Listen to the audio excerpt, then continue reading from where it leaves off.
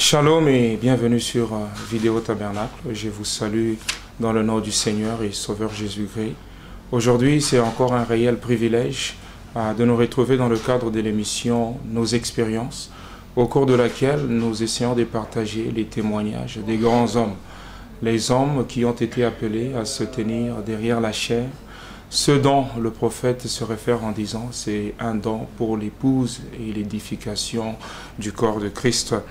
Et aujourd'hui, nous avions eu un grand privilège de rencontrer le pasteur Vincent Capé Kongolo.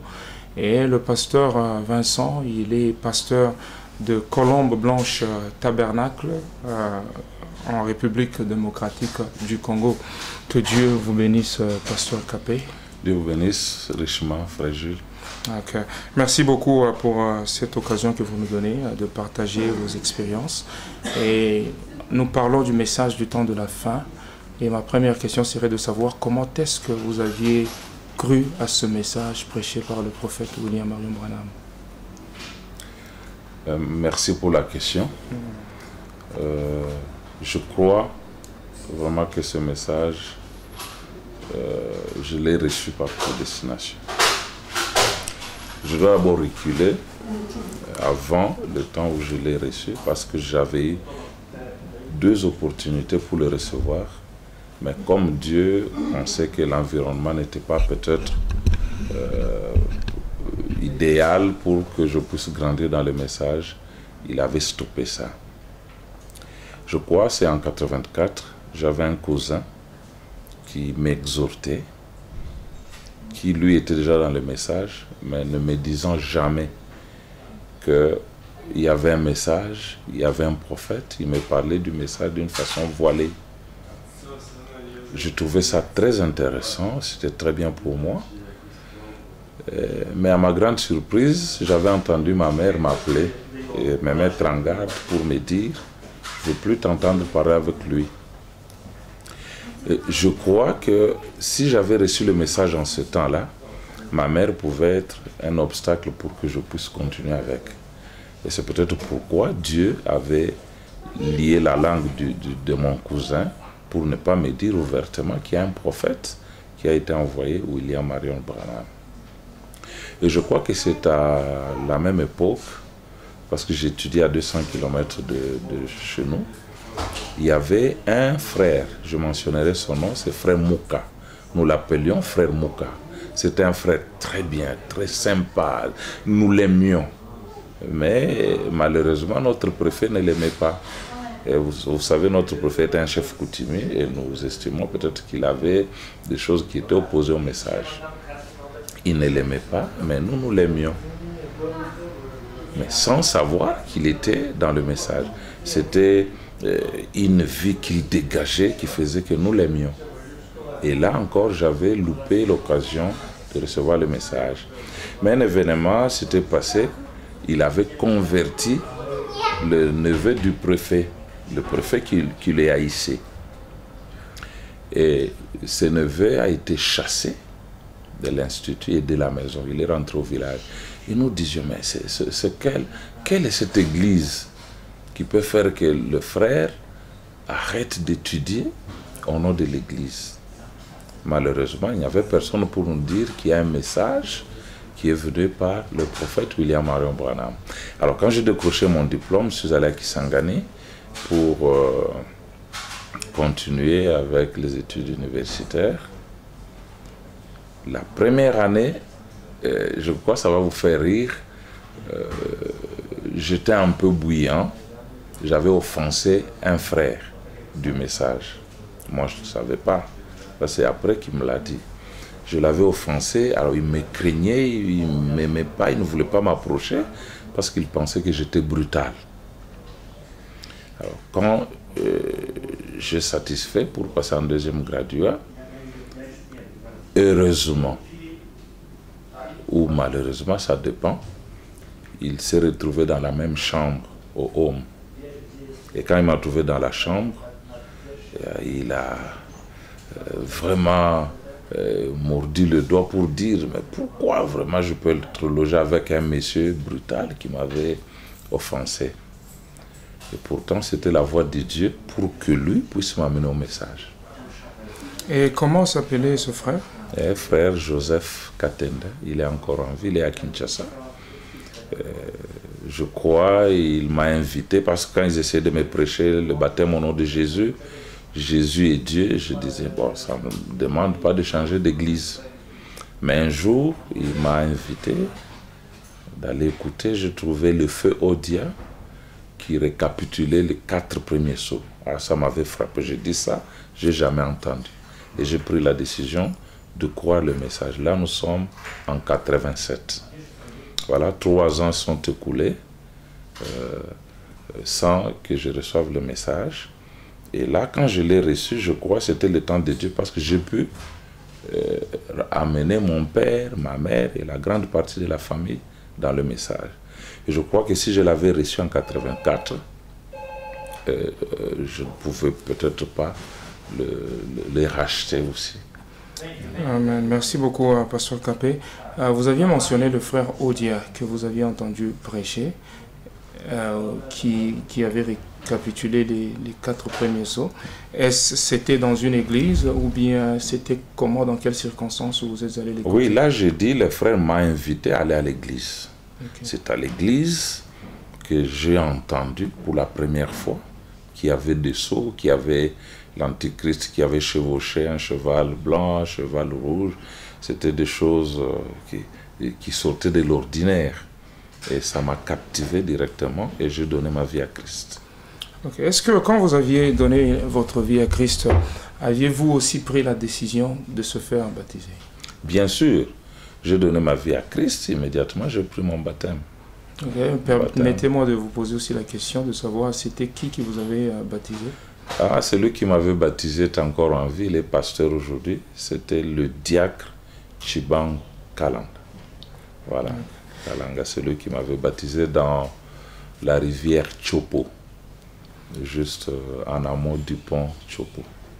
Quand vous aviez reçu le message dans les années 87, j'aimerais un peu savoir à quel moment vous aviez compris qui était William Marion Branham et comment.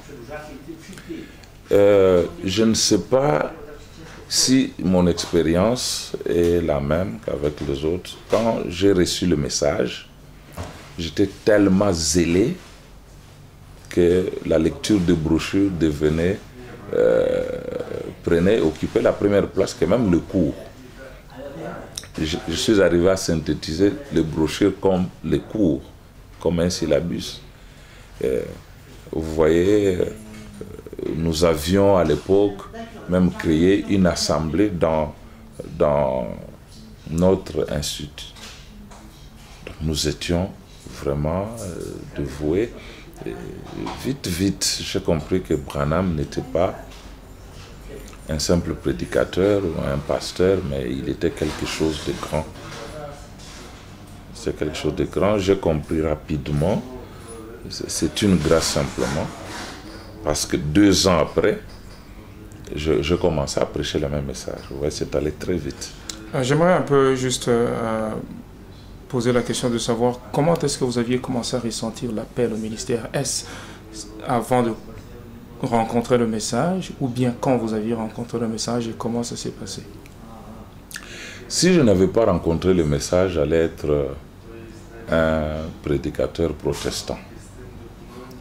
D'abord, j'étais catholique, zélé dans le groupe charismatique. Je pouvais exhorter les gens. Et après, j'ai compris qu'il fallait accéder à quelque chose qui était un peu plus élevé. Tout en étant catholique, j'ai commencé à suivre le cours par correspondance dans l'école théologique protestante. Et je crois, si je ne peux pas avoir une courte mémoire, les examens, je n'avais que 100 sur 100. Et vite, Dieu m'a récupéré dans le message. S'il ne m'avait pas récupéré, j'allais être un théologien peut-être. J'allais être prédicateur protestant, parce que je sentais qu'il fallait le servir. Et je crois que Dieu a voulu seulement basculer. Il dit non, je ne veux pas qu'il soit un prédicateur dénominationnel, je le récupère et il va être un prédicateur dans les messages. Donc l'appel était là, mais je ne savais pas dire l'appel parce que nous n'avions pas été enseignés selon le message. Mais je sentais qu'il fallait que je serve Dieu. Mais quand vous êtes venu dans le message, selon les enseignements du frère Branham, est-ce que vous aviez dû reconsidérer cet appel-là que vous aviez senti auparavant, comparer cela à la lumière de la révélation du prophète? Non, je dis que si je n'ai pas appelé ça appel, c'est parce que je suis dans le message. Je ne savais pas ce qu'est un appel. C'est maintenant, quand je regarde ma vie passée, je pense que non, c'était peut-être un appel, mais qui allait venir très tôt et dans une mauvaise atmosphère, un mauvais environnement, etc. Parce que je n'allais pas comprendre tout ce que je comprends aujourd'hui. Amen. Merci beaucoup, pasteur. Quand vous aviez commencé, avant de commencer à prêcher, est-ce que vous aviez eu le conseil de certains qui étaient avant vous, ou bien de certains prédicateurs qui prêchaient déjà dans le message avant que vous vous lanciez dans le chant? Je crois que quand j'ai à Kisangani, l'année après, je suis allé à Yangambi. Je suis allé à Yangambi, j'étais sous le ministère du pasteur Elengi. Je crois que, et lui, les pasteurs, et les prédicateurs qui étaient là, ils m'aimaient. J'étais toujours dans cette atmosphère de prédicateurs. Et j'étais aussi interprète à l'église. Ce qui a fait que je pouvais, même sans bénéficier de paroles, voir ce qu'étaient les gens et comprendre ce que je pouvais être. Okay, merci beaucoup. Quand est-ce que vous aviez commencé à prêcher vous-même? C'était à Kisangani ou bien à Kinshasa? Et c'était comment, dans quelles circonstances vous avez commencé? J'ai commencé à prêcher à Yangambi en 89. Pas dans mon église, mais en plein air. Tellement ça brûlait dans mon cœur, je suis allé dans un village, j'ai demandé qu'on fasse une campagne d'évangélisation en plein air. Et mon église m'avait accompagné. C'est ce qui était bien. J'ai prêché devant mon église et devant le païen en plein air. Je me rappelle que mon sujet était le roi rejeté. Je l'ai amené d'une façon évangélique pour montrer que quand la parole dit ça, que vous ne voulez pas de cette parole, vous rejetez le roi comme le firent les Juifs, les Israélites plutôt, en ce temps-là. Quand ils avaient rejeté Samuel, qui était le représentant de Dieu, le représentant de la parole. Aujourd'hui, quand on vous dit, faites-vous baptiser au nom de Jésus, et que vous ne voulez pas, vous rejetez le roi. Quand on vous dit Jésus est Dieu, et que vous ne voulez pas, vous rejetez le roi. C'est comme ça que j'avais abordé mon message. C'était tellement bon que le feu Isso, qui est parti, m'avait dit, comme dire, vous êtes prédicateur, mais vous vous cachez. Si vous étiez dénoncé avant, vous auriez dû nous aider. Et après ça, tous les prochains messages, c'était de village en village. J'aimais beaucoup aller dans les villages. J'ai parcouru toute la Chopo. Je suis bien connu là-bas. J'évangélisais et ça me faisait du bien. Et pasteur, comment est-ce que vous aviez évolué à partir de ce temps-là jusqu'à commencer une œuvre avec une église propre? Voilà, je crois que Dieu n'est pas ingrat. Quand je suis devenu prédicateur, étudiant, prédicateur, je faisais mes petits champs, je faisais mon élevage de porcs. Et l'étudiant, c'est la personne qui a plus besoin d'argent. Mais moi, je prenais mon argent, c'est comme envoyer de la maison pour les études. Je pouvais acheter un vélo, je pouvais investir ça dans le royaume. Hein, j'allais prêcher. Et je crois que Dieu m'a récompensé parce que avant même de terminer les études, alors qu'il y avait autant de chômeurs, d'ingénieurs chômeurs, Dieu m'a donné un travail dans Unilever Congo. À l'époque, c'était PLZ Unilever Zaïre, hein, plantation lait vert au Zaïre. J'étais engagé comme cadre de direction, avec, y compris le frère qui m'avait amené au message. Donc, après les tests, il y avait 4 qui avaient satisfait, 2 croyants du message et 2 non-croyants du message. Et parmi les 2, c'était moi et celui qui m'avait amené au message. Nous sommes allés travailler au moment où l'université était fermée. Ils ont dit, même sans diplôme, venez travailler. Quand on va réouvrir l'université, vous irez travailler. On nous a affectés à Yaligimba, c'est à 60 km de Bumba. Et là, je travaillais avec le pasteur Lukumwena Kadima, qui est aux États-Unis, maintenant à Denver. Alors, quand on l'a licencié, et comme j'étais l'unique prédicateur qui était resté, il m'a laissé l'église. Donc, j'ai été pasteur célibataire à ce moment-là. Je continuais avec son œuvre jusqu'au moment où on a réouvert l'université. Je suis allé terminer et réaffecté ailleurs. À Lokutu, j'ai dû placer quelqu'un d'autre. C'était le frère Mozo qui restait avec l'église de Yaligimba. Et moi, je suis allé à Lokutu, où j'ai fait 8 mois seulement pour être transféré à Guaca, dans l'Équateur, à 100 km de Guémena. J'ai évolué avec un pasteur, Jean Nobéa, qui est mon meilleur ami jusqu'à ce jour. Et j'ai fini par fonder Nouveau Jour Tabernacle, ma propre première église qui existe jusqu'à ce jour. Amen.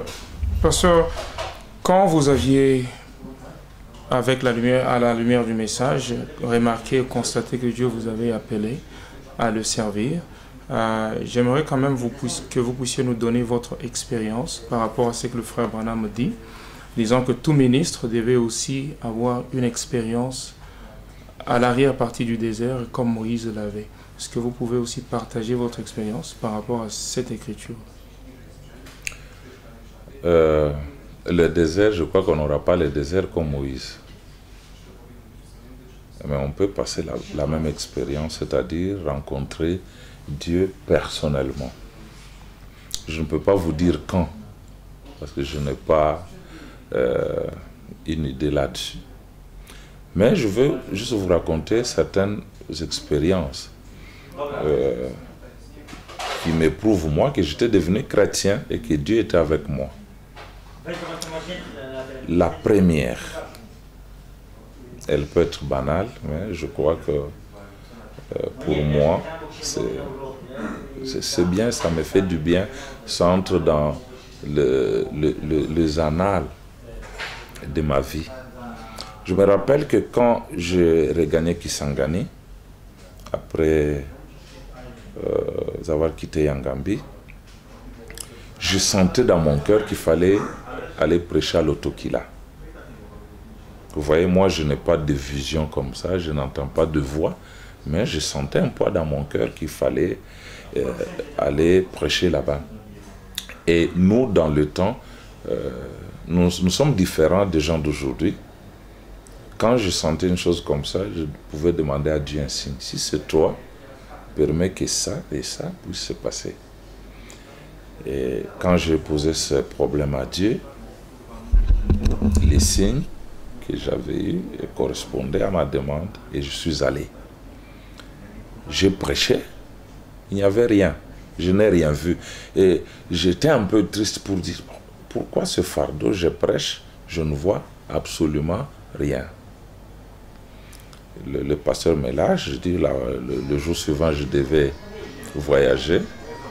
Alors quelque chose se passe. Le pneu de mon vélo se crève. J'ai dit au frère, ok, réparez-moi ça rapidement que je rentre parce que il est 12 heures. Ce que je dis, Dieu m'est témoin, on a essayé de réparer le vélo, donc de coller le trou, ils n'ont pas réussi. Mais avant ça, le matin, un frère vient, frère Touka, son nom, si je le prononce bien. Il me dit, non, pasteur, je t'ai vu, tu prêchais encore. Je dis, non, je sais que toi, tu m'aimes beaucoup, c'est peut-être juste tes pensées que tu as rêvées. Une autre personne vient me dire, non, je t'ai vu, tu continues à prêcher. J'ai dit, ça devient sérieux. Et après, j'ai cette crevaison-là. On a essayé de prendre, parce que c'est au village, on prend des lianes. Il y a des lianes qui sont plus durables, plus solides que ce que nous avons dans le marché moderne. Ils ont essayé. Chaque fois qu'ils essaient de coller, ça s'est décollé. À un moment, le pasteur associé vient, il dit, tu n'es pas encore parti? J'ai dit non, j'ai un problème, la chambre à air. Il dit non, vous ne savez pas faire ça, donnez-moi, je vais le faire pour vous. Il est parti avec la chambre à air et il n'a pas réussi. Il a ramené la chambre à air telle qu'elle. J'ai dit au pasteur, voilà, j'ai tel problème. Et il a compris. Il m'a dit non, reste, prêche encore. Alors, quand j'ai prêché ce soir-là, je crois que c'était même ça le but de ma mission. Il y avait tellement de problèmes dans l'église qu'après ma prédication, les gens se sont repentis, les gens ont arrangé leur vie et le pasteur est rentré presque à minuit à sa maison. Et le matin, quand on a essayé d'arranger la chambre à air, c'est allé du tic au tac. Et j'ai pris mon vélo, je suis rentré. Mais ça, c'est la deuxième expérience. Mais la première, après ma première prédication en plein air, j'étais allé prêcher à Yassanga chez le pasteur Balombe qui vit encore. C'est en amont d'Issangui, sur la rivière Lomami. Vous savez, ce sont des petits villages. Quand il y a déjà une assemblée, on a déjà raclé. Les conversions deviennent rares. J'arrive, je prêche.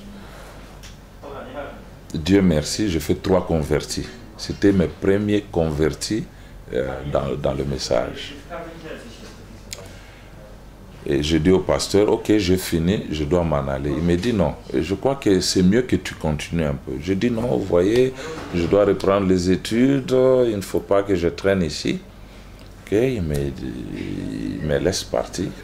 Mais cette nuit-là, avant de quitter sa maison, je rêve que j'étais dans une salle, c'est comme une salle de classe, et le maître qui était là, c'était une sorte de président. C'était un président qui était très calme, très sérieux, et la salle était calme. Je me suis levé de mon banc, j'ai pris les documents du professeur qui était un président, j'ai pris ça, j'ai sauté par la fenêtre et j'ai commencé à fuir. Et il est allé à ma poursuite. Qu'est-ce que j'ai vu? Je voyais que je ne savais pas me cacher.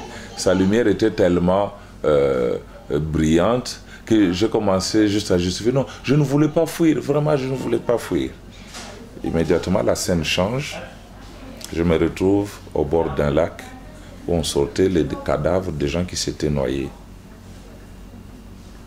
Et je me suis vu en train de crier.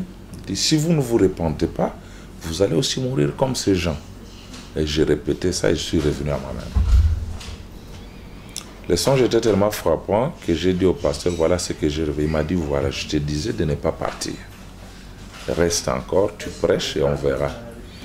Il m'a accordé une autre réunion et on a fait 6 convertis. Au total 9. Quand j'ai fini cette réunion, je me sentais libre, léger. J'ai pris mon vélo pour retourner à Kisangani. Ça sont des expériences que j'ai eues quand j'étais encore étudiant dans la province orientale. Mais quand on m'a affecté à Guaca,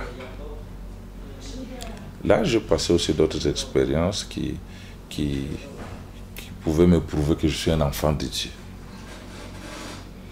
Voici la première. Je m'apprêtais à aller en congé. Vous savez, là, nous abattons la forêt et nous remplaçons cette forêt naturelle par une forêt artificielle des arbres que nous plantons. C'était les EVA. Les allées sont bien coupées, on fait le sarclage et nous avons des routes. J'arrive, mon chef me dit, non, la production a baissé, tu dois aller en plantation. Je dis, non, chef, moi, je dois faire ma valise parce que je dois voyager. J'ai déjà fait la remise-reprise avec mon assistant. Il a dit, non, tu dois partir. Vous voyez, ce sont des sociétés anglaises. L'ordre du chef pèse beaucoup. Si vous n'obtempérez pas, vous risquez une sanction. Et j'ai pris mon assistant sur la moto. On arrive à un bloc de là où on faisait la saignée. Je n'avais pas entendu de voix. Je n'ai pas senti de frissons. Je n'ai pas vu une vision. Mais j'ai arrêté la moto. J'ai dit, assistant, rentrons.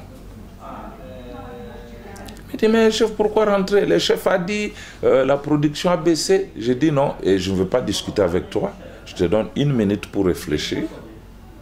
Il dit, non, chef, comme c'est là à côté, vous pouvez rentrer. Moi, je pars à pied. Je dis, d'accord. Regardez là, je n'ai pas eu peur de la sanction. Je vais dormir. Or, à ce moment-là, depuis 6 heures du matin, il y avait un léopard dans ma plantation qui a agressé les travailleurs. Il les blessait, mais sans les tuer.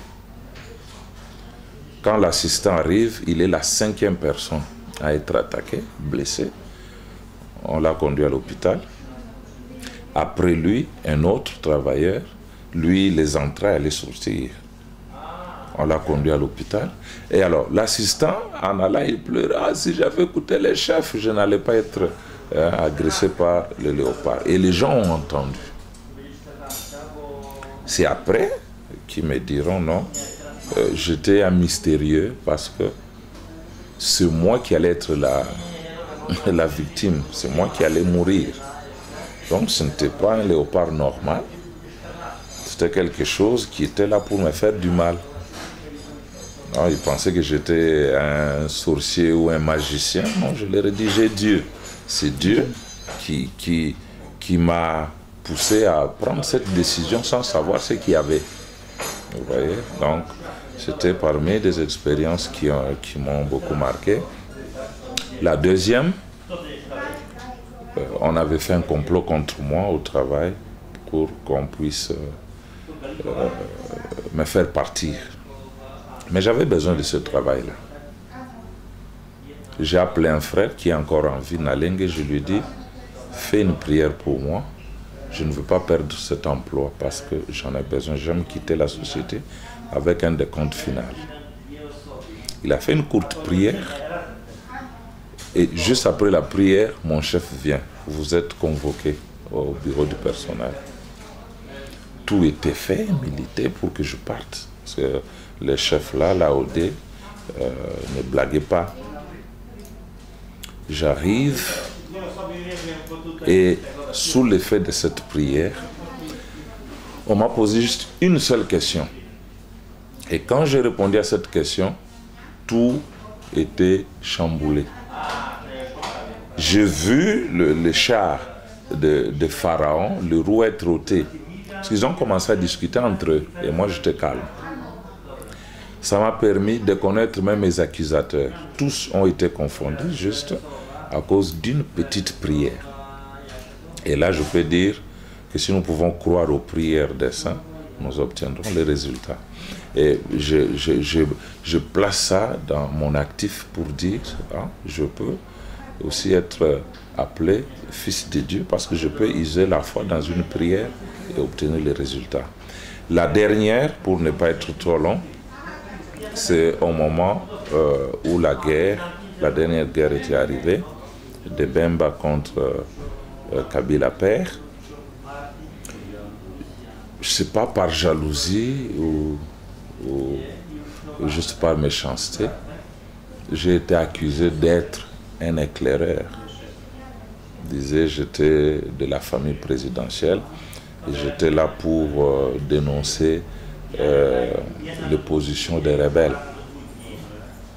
Et là, on m'a cherché pour m'abattre. Au même moment, j'avais demandé 2 petits chiens. Regardez, ça c'est un miracle. 2 petits chiens qu'on m'avait envoyés à Kinshasa, de Kinshasa par mon père, qui était avec moi à la maison. cette nuit-là, les militaires sont venus pour nous cueillir. Et un de ces petits chiens, de quelques mois, a résisté contre les militaires. Le petit chien a été même empoigné. Mais il n'a pas cédé. Je m'étais demandé, et c'était encore un chien, où Dieu avait revêtu à ce chien une puissance pour résister contre les hommes armés. On entendait, on pouvait voir de traces de bottes toute la nuit, mais ils n'ont pas pu pénétrer. Et je toujours dis que c'est un miracle. Parce que c'est pas possible, naturellement, comme ça, que des petits chiens qu'on peut bousiller en un clin d'œil puissent résister contre les hommes armés. J'ai toujours remercié Dieu pour cela. J'ai quitté sous une route minée. Les véhicules sautaient, mais quand il fallait quitter, j'ai dit Seigneur, protège-nous. S'il y a une mine qui doit sauter, néanmoins je crois que tu vas me protéger. Et c'est comme ça que nous sommes sortis de cette rébellion où beaucoup ont laissé leur vie. Mais moi, Dieu m'a protégé. Je crois que c'était peut-être pour continuer à les servir. Amen. Merci beaucoup, pasteur. Nous allons prendre une pause. Et avant juste de prendre une pause, j'aimerais poser une dernière question avant la pause. En termes du baptême du Saint-Esprit, il y a certaines citations du frère Branham qui, là où il dit que quand vous recevez le Saint-Esprit, vous connaîtrez le jour et l'heure. Est-ce que comprenez-vous par ce genre de citations que tout croyant qui a reçu le Saint-Esprit devrait pointer un jour ou un moment où cette chose est arrivée? C'est frère Branham qui l'a dit. Tout ce que frère Branham a dit est vrai. Il dit on ne peut pas mettre au monde sans savoir qu'on a mis au monde. Mais le même frère Branham nous dit aussi qu'il y a un mystère du baptême du Saint-Esprit sans sensation. Mais vous voyez, c'est la personne de Christ qui vit dans l'individu. C'est aussi frère Branham qui a dit ça. Vous voyez, vous aujourd'hui, vous avez la chance d'être beaucoup enseigné avec beaucoup de détails. Mais au début, ce n'était pas, on ne savait même pas qu'il fallait retenir le jour et l'heure. Parce qu'on ne nous avait jamais lu ça. Mais vous, vous êtes prudent. Quand vous venez au message, on vous dit non, vous devez connaître le jour que vous avez fait votre expérience et vous faites attention à cela. Mais la citation est réellement vraie. Je la crois. Amen. Merci beaucoup, pasteur Capé. Nous allons prendre juste une petite pause pour y revenir avec les expériences du pasteur Capé Congolo de Colombe Blanche Tabernacle. Que Dieu vous bénisse. À tout à l'heure.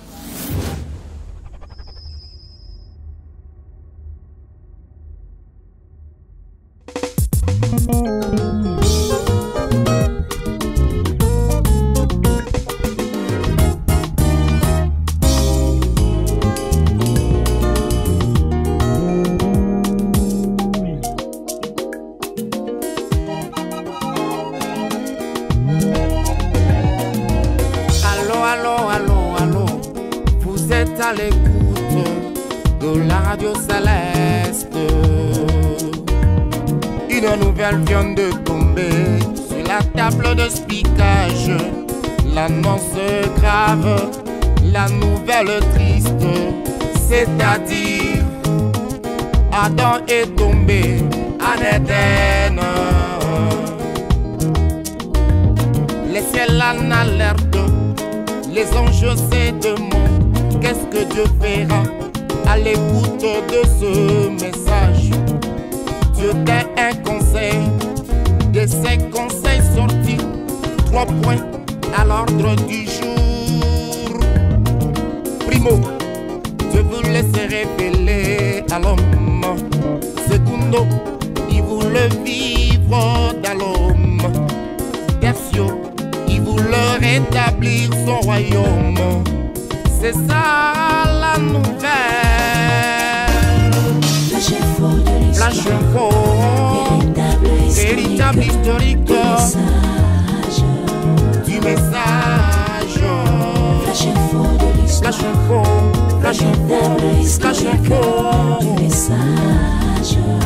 Flash info de l'histoire.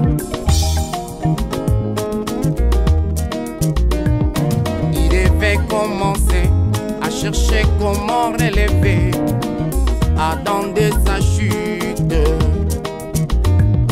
Il devait commencer à construire le chef-d'œuvre pour et enfin construire le chef-d'œuvre pousse et relever Adam. Il devait commencer par la fondation. Il y avait Abraham, Isaac, Jacob, Joseph, et la fondation était terminée. Il devait construire alors le corps avec le prophète. Il y avait Moïse, il y avait Samuel, il y avait Jérémie, il y avait Élie, il y avait Michée, il y avait Élisée, il y avait Osée, il y avait Zacharie, il y avait Malachie, il y avait Sophonie, il y avait Esdras, il y avait beaucoup de prophètes. Il y avait Jean-Baptiste. En fin de compte, la tête elle-même descendit. C'était un homme debout sur l'esplanade de Jérusalem qui priait, qui criait. Jérusalem, à combien de fois ai-je voulu te rassembler comme une poule? Rassemble ses poussins sous ses ailes.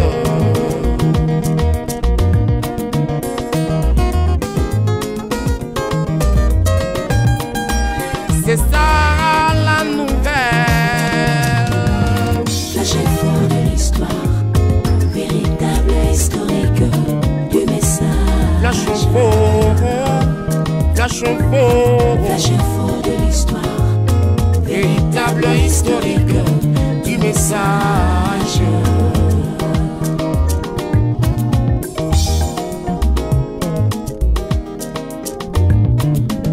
Il devait commencer le jeu.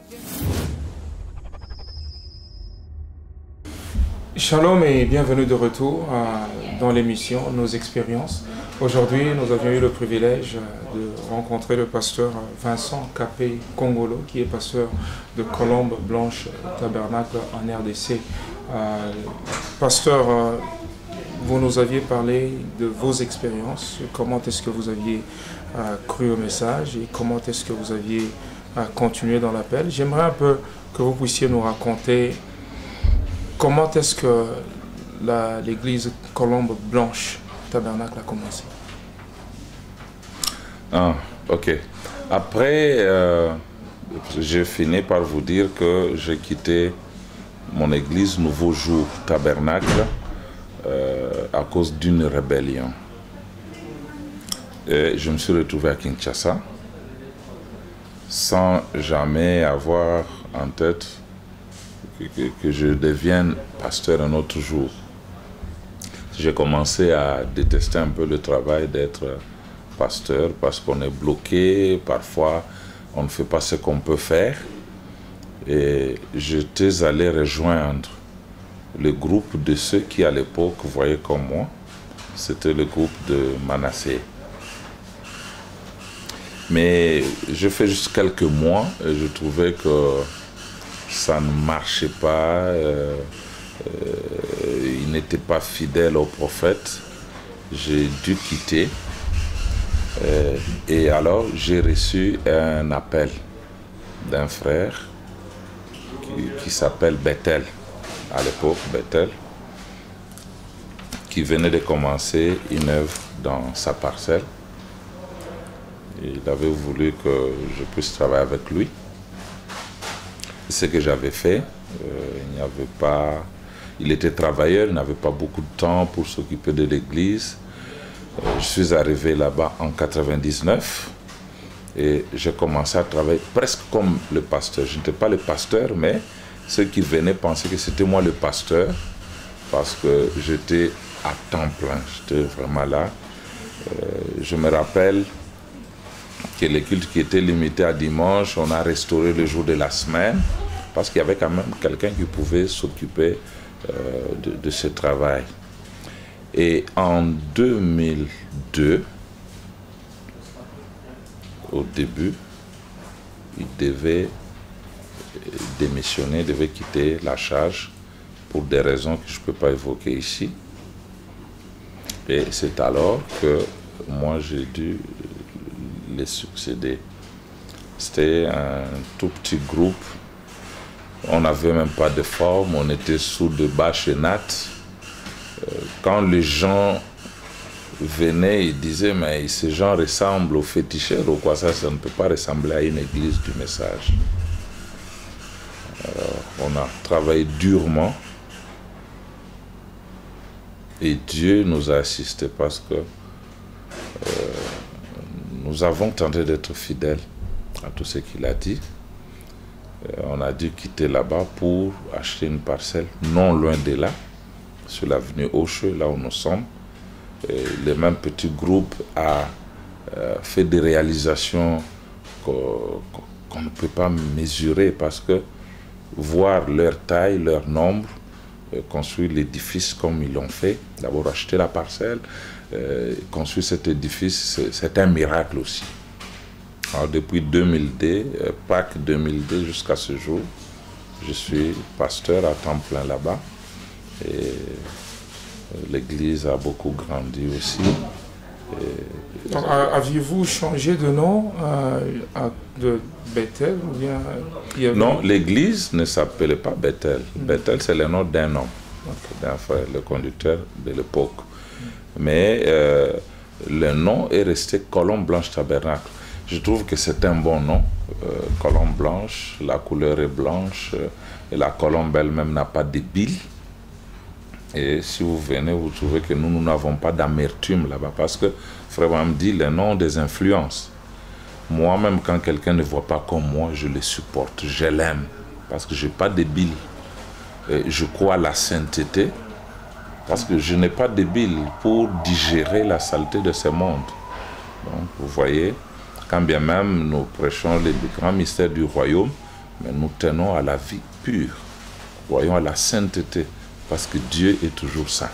Voilà, si j'enlevais ces noms-là, je risque de prendre Courbeau Tabernacle, ce qui n'est pas bon. Mais Colombe Blanche Tabernacle, ça va. Ok, merci beaucoup, pasteur. Depuis que vous avez commencé le ministère pastoral, quelles sont les grandes difficultés que vous avez rencontrées? Quels sont les grands défis en tant que ministre que vous avez rencontrés? Les difficultés sont connus. Je crois que Frère Branham les énumère. Il dit le pasteur est un bœuf d'attelage. Le pasteur supporte des choses peut-être qu'aucun autre ministre ne peut supporter dans l'église. Vous voyez, le pasteur est une poubelle. Il entend, il reçoit, il connaît des choses parfois qu'il ne peut pas divulguer parce qu'il est une poubelle. La poubelle doit cacher. Vous voyez, or la nature humaine n'a jamais été de cacher. Certaines choses, c'est toujours de les divulguer. Mais en tant que pasteur, vous devez faire face à ça. Protéger la vie de croyants, etc. C'est pas facile pour n'importe quel homme, peut-être qu'il n'est pas préordonné à faire ça, de suivre. Et vous savez, Frère Branham dit, les pasteurs passent par de temps parfois difficiles que leurs assemblées ignorent. Quand ceci ou cela ne peut pas arriver, je crois que, comme la parole le dit, nous passons aussi par ces mêmes difficultés-là. Et comme défi, vous savez, la régression n'est pas un bon signe dans la parole. Donc, rétrograder d'une vie, rétrograder d'une position, d'une compréhension, ou même du nombre, c'est un signe qu'on est vaincu. Et il faut relever ce défi-là. Il faut que nous avancions toujours avec la révélation, au lieu de reculer. Donc, il y a un grand travail qui doit être fait, la consécration, la prière, la lecture, pour continuer à avancer comme Frère Branham dit qu'il faut avancer, de révélation en révélation, de baptême en baptême, de puissance en puissance. Il faut relever ce défi-là. Il faut aussi, quand bien même le nombre n'est pas notre objectif principal, Frère Branham prie que l'Église puisse aussi augmenter en nombre. Parce que Jésus a dit, allons par tout le monde prêcher la bonne nouvelle, hein, pour amener les gens, les arracher du pouvoir de Satan, pour les amener sous Dieu. C'est un défi. Il faut évangéliser, il faut parler, il faut faire tout ça. Nous devons relever ce défi-là. Et aussi garder l'Église propre. C'est un défi. Il faut parfois dire des choses qui ne plaisent pas aux croyants. Il faut par exemple maintenir certains principes qui aujourd'hui certains laissés aller, hein, dans plusieurs endroits. Donc ce sont des défis à relever. C'est un problème parmi les difficultés. Vous savez, quelquefois on ne peut pas être bien compris, toujours pas bien compris. C'est difficile. Vous pouvez faire quelque chose pour le bien de la brebis, mais la brebis ne te comprend pas. Ce sont des difficultés, mais il faut savoir aller avec eux jusqu'à ce qu'ils comprennent que tout ce qui est fait, c'est pour leur bien. Je crois, en passant, je peux signaler des choses comme ça. Parce que vous savez, ça, Frère Branham montre les 5 identifications de la vraie Église. Quand nous avançons, nous devons veiller à ce que ces 5 identifications précises puissent se retrouver aussi dans votre Église. Donc c'est un travail de longue haleine. Amen. Merci beaucoup, Pasteur Capé. J'aimerais quand même que vous puissiez nous parler ou bien nous raconter comment est-ce que, dans quelles circonstances vous aviez rencontré votre épouse et comment est-ce que vous avez procédé jusqu'au mariage. Ok, bon, je crois que c'est pas mal que je réponde à cette question. Quand j'ai quitté le travail pour aller reprendre les études, un célibataire avec un bon salaire à l'époque, en brousse, on vous paye $500. Je crois qu'on avait dû faire des économies. Hein, vous voyez, on ne pouvait pas consommer tout cet argent parce que vous avez les gibiers, vous avez les maniocs, les maïs à vil prix. Et vu le fait que je devais, je voyais qu'il y a une charge qui m'attendait toujours devant. Et dit, je ne peux pas l'exercer tout en étant célibataire. C'est un des deux. Je devais entrer dans ma 26e année. Je n'ai pas de modèle de se marier tard, parce que mon prophète ne s'est pas marié tard. Je trouvais que c'était le moment propice. J'avais un travail, j'avais de l'âge suffisant pour me marier. Je dis alors je dois me marier. Je dois me marier. Alors il s'est fait, ça c'est un, je ne sais pas s'il faut le révéler ici, il y a eu un miracle, parce que moi je n'ai jamais cru que j'ai eu ma femme par hasard, ou ce n'est pas ma femme, mais je crois qu'elle est là, parce que les pas des justes sont conduits par l'Éternel. Alors quand j'ai quitté Yali Gimba, ça coïncidait avec le pillage, j'avais d'abord peur d'aller dans n'importe quel hôtel là-bas.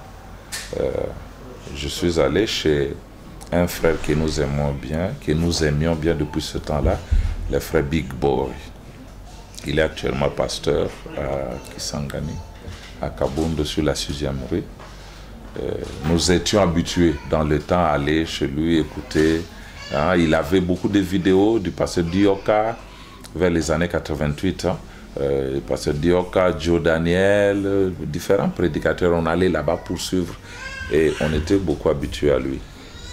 Il avait dans sa maison, et c'est là que j'étais arrivé. Je suis arrivé dans cette parcelle-là avant d'aller à l'hôtel et reprendre les études. Et là, il y avait une fille, Sephora, c'est son nom, qui était une bonne fille. Quand j'ai pris la décision de me marier, je pensais qu'il fallait que ce soit elle. Alors, je suis allé le voir pour lui demander la permission de parler avec sa fille. Il m'a accordé la permission. Vous voyez, nous, à l'époque, on essaie d'être sérieux dans tout. Je ne peux pas aborder sa fille sans que lui le sache. J'ai vécu aussi dans sa maison, je crois, 2 jours. Alors, je lui ai demandé la permission. Il m'a autorisé. Ok, du même côté, ça, c'est la révélation que ma femme m'a donnée il n'y a pas 2 mois. Ça fait 20 ans que nous sommes mariés. Mais c'est à la 20e année qu'elle m'a révélé ça. Elle ne m'en avait jamais parlé. Alors, elle me dit que parce que je lui avais tendu la main, c'était un jour de Sainte Seine. Ce jour-là, elle était à l'église, elle aussi. Elle m'a vu. Alors, elle me dira que quelque chose l'a fait m'aimer. Et à un moment, elle a commencé à dire, ah, mais ça c'est un péché, comment je peux aimer un frère comme ça, ça doit être de mauvais esprits. Comme ça, après la Sainte Seine, je dois aller demander pardon à ses frères. Hein? Ce n'était jamais arrivé, mais c'est le même jour alors que je lui ai parlé. Ouais, avant même qu'elle ne demande pardon, je lui ai dit que je voulais l'épouser. Donc, je crois qu'il y avait une connexion de 2 parts. Moi, Dieu m'inspire à la voir et Dieu aussi l'inspire à m'avoir. Ce n'était pas des démons, mais c'était quelque chose qui était en cours. Et comme j'avais mes moyens, je n'ai pas fait de longue fiançailles. 5 mois après, je l'ai épousée en juin, le 26 juin 1993. Je crois 2 mois après, j'ai fini les études, j'ai regagné le travail et depuis lors, je vis avec elle. Et nous avons de ce mariage 2 beaux enfants, une fille et un garçon, Grâce et Gédéon. Elle est avec moi, elle me soutient, elle lave mes habits et elle prépare pour moi, elle me met à l'aise et alors j'ai la force de travailler pour le Seigneur. Amen. Merci beaucoup, Pasteur Capé. La plupart des gens vous ont connu avant, juste par le nom. Certains ne vous avez jamais vu, mais quand même, dans des musiques de production, nous voyons Capé Production, Capé Production. Nous voulons un peu savoir comment est-ce que vous vous êtes intéressé à la production de la musique. Qu'est-ce qui vous a amené dans ce champ-là? Ah oui. Je n'ai pas fait la production comme but lucratif. Pour un but lucratif, je voulais dire. Mais je voyais que le message était tellement précieux que nous devrions donner le temps. Si Dieu nous appelle super race, nous devons être super dans tout.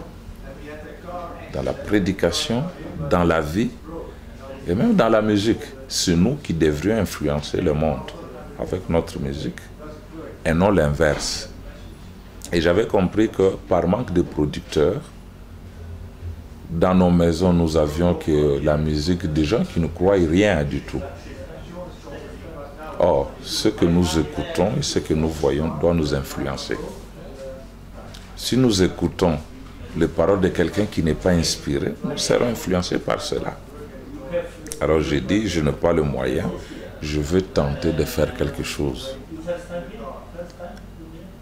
J'ai eu tellement de difficultés en le faisant parce que je n'avais pas l'argent, mais Dieu a quand même sanctionné ce que je faisais.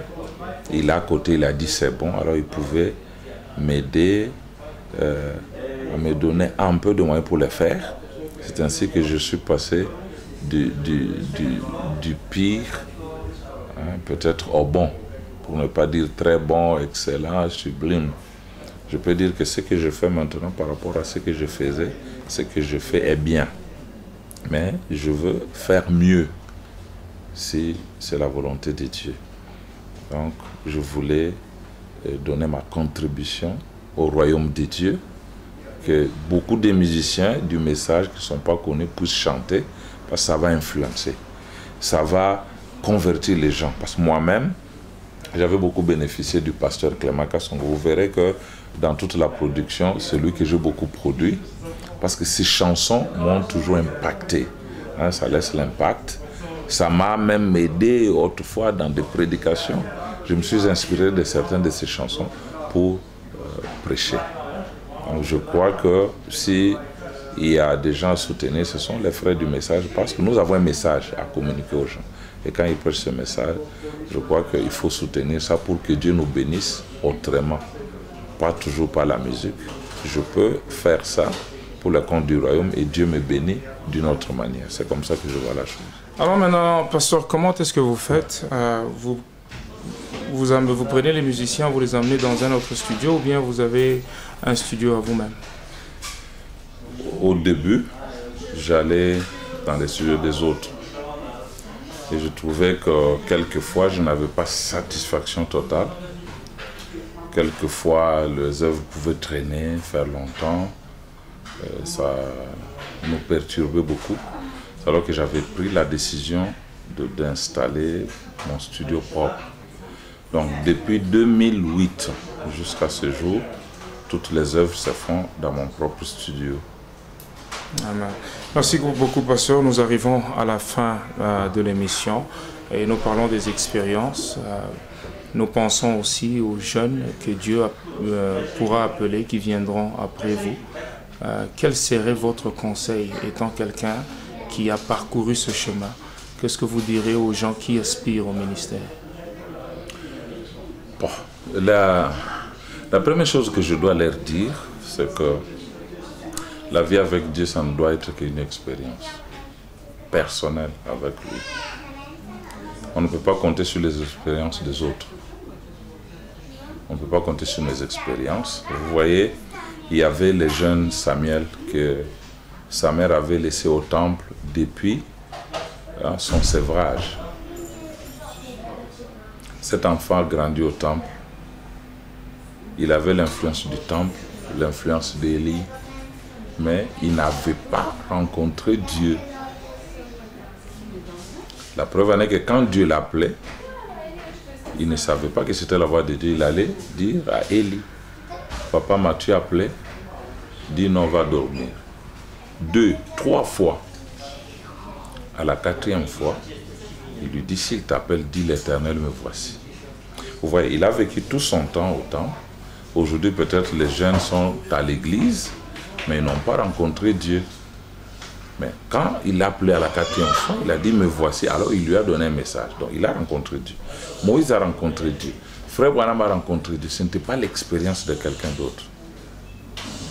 Nous devions désirer cela. Nous devions demander ça à Dieu. Oh Seigneur, si je ne te connais pas, laisse-moi te connaître. Laisse-moi t'expérimenter. Alors nous aurons une autre compréhension de Dieu. Parce que les dieux des livres, les dieux qu'on nous raconte du haut de la chair, n'est pas encore notre Dieu jusqu'à ce qu'il vienne à nous et qu'il nous fasse passer par l'expérience. C'est ça le conseil. Maintenant, les jeunes qui veulent prêcher, Frère nous a prodigué des conseils. Vous voulez prêcher pourquoi? Et c'est parce que votre vie sera un peu meilleure que maintenant. D'ici l'année, sinon ne le faites pas. Vous voulez prêcher pour que vous soyez vus? Non, ne le faites pas. Il faut poser la question à Dieu. Est-ce que je suis réellement appelé? C'est ce que Frère m'a dit. Quand vous êtes appelé, Dieu prendra soin de vous. Il vous accompagnera, il confirmera ce que vous dites et vous irez jusqu'au bout. C'est ce que je dois leur dire, qui cherchent la face de Dieu par la prière à genoux. Je crois que ça va marcher. Amen. Merci beaucoup, pasteur. Nous arrivons à la fin de l'émission. Est-ce que vous avez un mot de la fin, juste avant de clôturer l'émission? Le mot de la fin ne peut pas manquer. Et ce mot, ce sont les bonnes paroles qu'on peut dire à quelqu'un qu'on aime. Que Dieu vous bénisse. Qu'il bénisse Vidéo Tabernacle. J'ai aujourd'hui beaucoup de gens que je connais de par le monde qui me disent, non, on vous a vu sur Vidéo Tabernacle, c'est grâce à Vidéo Tabernacle qu'on se connaît avec ces gens. Il y a des gens qui m'ont soutenu parce que Vidéo Tabernacle existe. ce que je peux dire, que Dieu bénisse Vidéo Tabernacle, que Vidéo Tabernacle aille de l'avant et qu'il se perfectionne davantage, qu'il ait tous les équipements possibles pour rendre encore ces choses meilleures. Vous voyez, on raconte des expériences, ça peut fortifier quelqu'un quelque part. Donc, vous êtes le trait d'union entre nous et ces gens-là. Donc, que Dieu vous bénisse, que vous ne puissiez pas vous détourner de cet objectif. Restez impartial, comme vous l'êtes. Peu importe ce que vous croirez ou ce que vous croyez, soyez bien avec tout le monde. Et je crois que ça va nous rendre tous heureux. C'est mon mot de la fin. Que Dieu vous bénisse. Amen. Merci beaucoup, Pasteur Capé, pour le bon conseil et pour votre prière. Que Dieu vous bénisse richement pour ce temps que vous nous consacrez. Nous espérons que ceci sera une bénédiction pour vous qui avez suivi. Je profite de cette occasion pour remercier mon frère qui est derrière la caméra, le frère Jean de la Croix, Vimalin, qui nous a aidé à prendre cette émission. Que Dieu le bénisse richement et à vous tous, à tout à l'heure et à la prochaine. Bye bye.